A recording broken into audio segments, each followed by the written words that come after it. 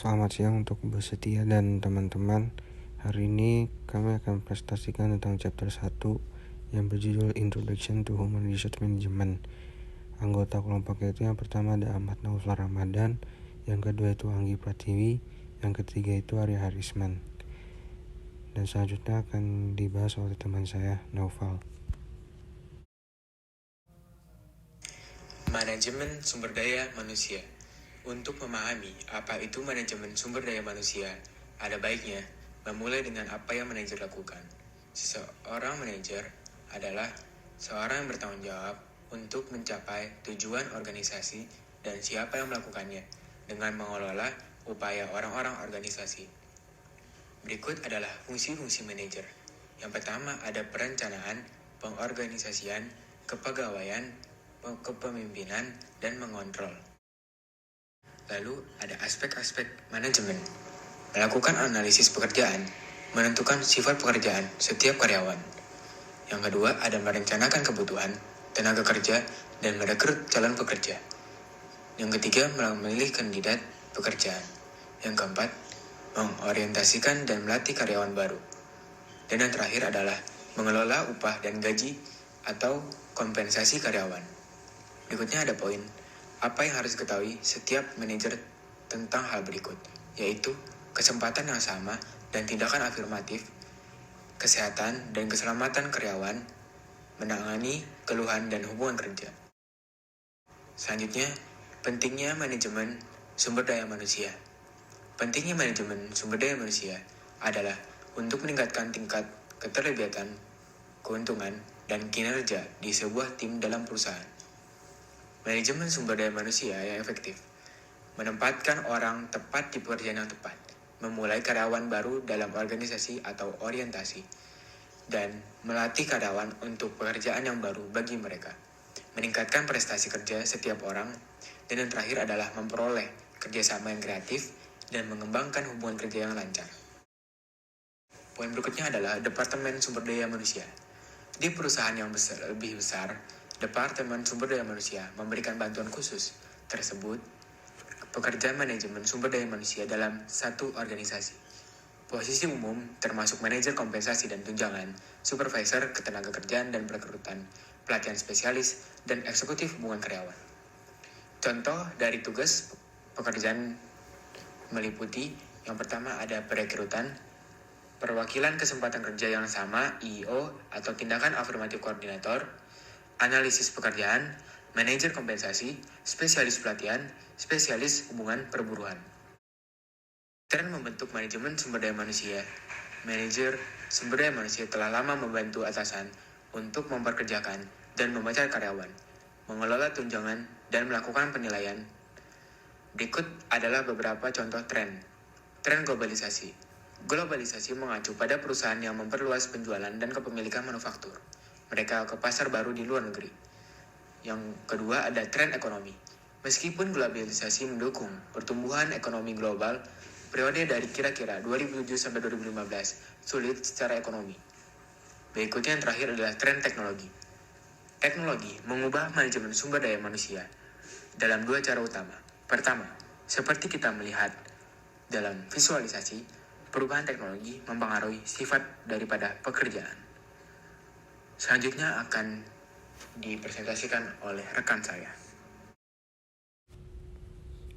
Selanjutnya itu The New Human Resource Manager. Manajer SDM tidak hanya melakukan tugas perekrutan dan pelatihan, mereka juga harus mempertahankan rencana sumber daya manusia dalam istilah yang terukur. Untuk membuat strategi atau rencana strategis, manajer sumber daya manusia harus memahami perencanaan strategis, pemasaran, produksi, dan keuangan. Ketika perusahaan bergabung ke luar negeri, manajer SDM harus merumuskan dan menerapkan perubahan organisasi berskala besar. Selanjutnya itu apa yang diperlukan untuk menjadi sumber daya manusia. Yang pertama itu leadership and navigation. Yang kedua itu ethical practice. Selanjutnya business acumen. Yang keempat relationship management. Yang kelima consultation. Terus yang keenam itu critical evaluation. Yang ketujuh global and culture effectiveness. Dan yang terakhir itu communication. Selanjutnya itu sertifikasi manajer SDM. Banyak manajer sumber daya manusia menggunakan sertifikasi untuk menunjukkan penguasaan mereka atas pengetahuan dan kompetensi manajemen sumber daya manusia kontemporer. Manajer memiliki pada tulisan ini setidaknya 2 proses pengujian untuk mencapai sertifikasi. Selanjutnya itu filosofi SDM dan manajer SDM. Keahlian teknis itu penting, tapi pada akhirnya tindakan orang selalu sebagian didasarkan pada asumsi dasar yang mereka buat. Dan hal ini berlaku dalam hal manajemen sumber daya manusia.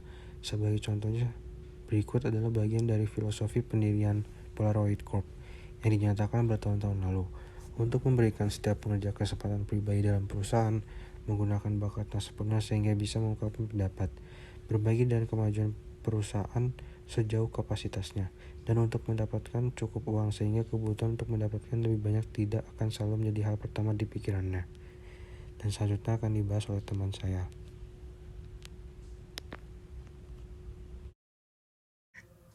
The plan of this book. Pertama, manajemen sumber daya manusia adalah tanggung jawab setiap manajer, bukan hanya mereka yang ada di sumber daya manusia. Sepanjang setiap halaman dalam buku ini, Anda akan menemukan penekanan pada materi praktis yang Anda sebagai seorang manajer perlukan untuk melakukan tanggung jawab manajemen sehari-hari Anda. Bahkan jika Anda tidak pernah menghabiskan satu hari pun sebagai manajer SDM, alat SDM khusus untuk manajer lini dan bisnis kecil diskusi memberikan pemilik atau manajer bisnis kecil khususnya teknik untuk mengelola bisnis kecil mereka dengan lebih baik. Diskusi Know Your Employment Law menyoroti informasi praktis yang dibutuhkan semua manajer untuk membuat keputusan terkait SDM yang lebih baik di tempat kerja. Diskusi panduan keterlibatan karyawan untuk manajer menunjukkan bagaimana manajer meningkatkan keterlibatan karyawan. Kedua, manajer menggunakan teknik manajemen sumber daya manusia untuk meningkatkan kinerja, produktivitas, dan profitabilitas. Untuk menyoroti ini, Anda akan menemukan diskusi khusus berjudul yang pertama meningkatkan kinerja alat SDM untuk manajer lini dan bisnis kecil. Diskusi ini menyoroti alat dan praktik aktual yang dapat digunakan manajer manapun untuk meningkatkan kinerja di tempat kerja. Yang kedua, meningkatkan kinerja SDM sebagai profit center. Kami telah melihat bahwa pengusaha menginginkan praktik manajemen sumber daya manusia yang menambah nilai. Untuk mengilustrasikan hal ini di seluruh buku, sebagian besar bab berisi diskusi ilustratif meningkatkan kinerja SDM sebagai pusat laba. Ini menunjukkan contoh nyata tentang bagaimana praktik manajemen sumber daya manusia menambah nilai yang terukur dengan mengurangi biaya atau meningkatkan pendapatan. Yang keempat, meningkatkan kinerja praktik SDM di seluruh dunia. Fitur-fitur ini menyoroti bagaimana perusahaan aktual di seluruh dunia menggunakan praktik SDM yang efektif untuk meningkatkan kinerja tim dan perusahaan mereka. Yang kelima, meningkatkan kinerja melalui HRIS. Diskusi ini menyoroti bagaimana manajer menggunakan teknologi sumber daya manusia untuk meningkatkan kinerja.